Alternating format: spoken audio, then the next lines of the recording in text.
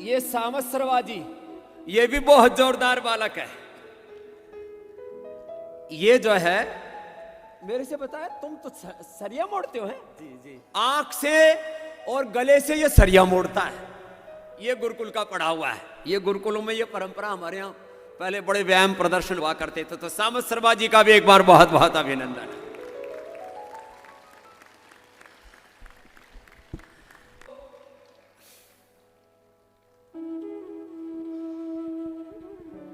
पूज्यपाद स्वामी जी महाराज के चरणों में मेरा प्रणाम, और आप सभी सामने बैठे सभी योगी तपस्वियों को भी मेरा अभिवादन, शुभ आशीर्वाद।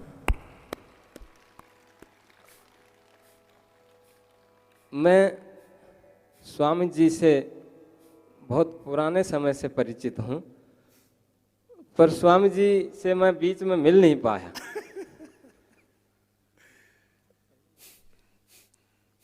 स्वामी जी एक ऐसे वृक्ष हैं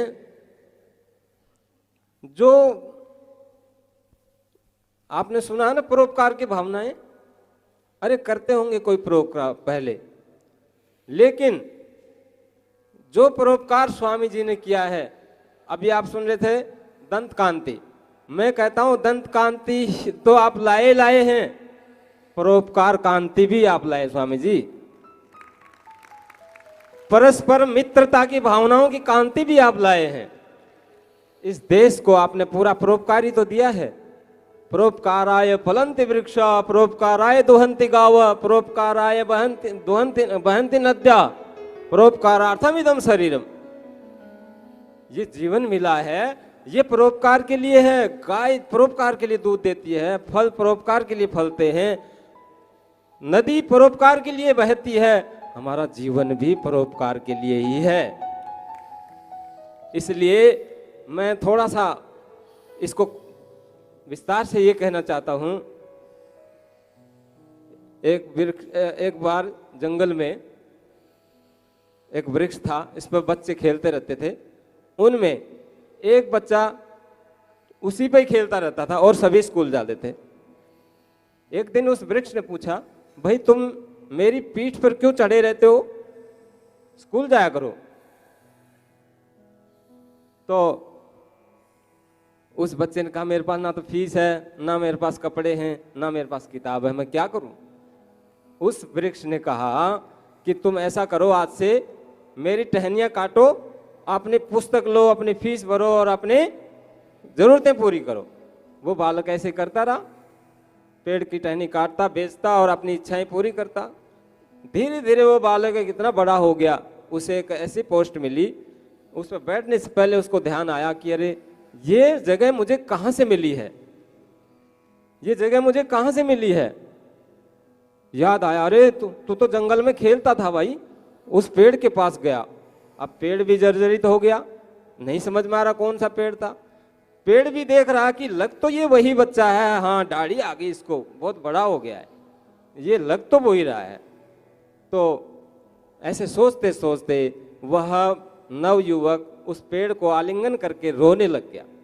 अब पेड़ कहता है, अरे अरे बच्चे तुम रोते क्यों हो, अभी मैं गिरा नहीं हूं, अगर इच्छा है तो मेरी जड़ों को भी उखाड़ के मुझे बेच डालो, मैं तुम्हारे जब भी काम आऊंगा।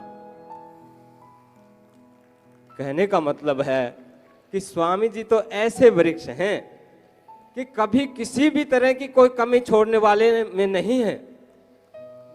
अपने सुख चैन, अपनी इच्छाएं, अपना दुनिया तो अपने लिए करती है, लेकिन स्वामी जी ने सब कुछ त्याग कर करके अपने देश को न्यौछावर कर रखा, अपने जीवन को। इससे बढ़कर के और क्या चाहिए।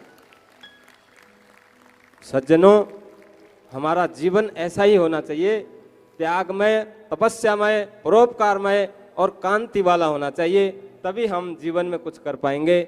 नहीं तो हम, वो कहते हैं कि कुएं में अगर मेंढक है तब भी प्यासा है तो उसकी कमी है। गाय के स्तनों के पास जाकर अगर चिचड़, गाय के स्तनों के पास जाकर अगर जोंक जो है दूध ना पी करके उसका खून पीता है तो वो उसकी कमी है। आप लोग तो ऐसे समुद्र में आए हैं कि जहां पर तैरना तो क्या, आप उस परमात्मा के कण अंश बन सकते हैं योग के माध्यम से। और कहते हैं दो स्थानों के जल को अगर मिला दिया जाए फिर अलग नहीं हो सकता, फिर अलग नहीं हो सकता।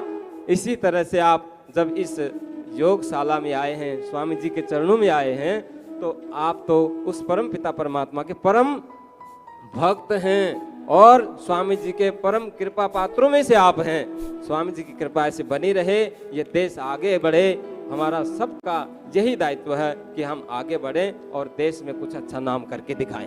इन शब्दों के साथ स्वामी जी का बहुत बहुत धन्यवाद। और मैं यही कहना चाहूँगा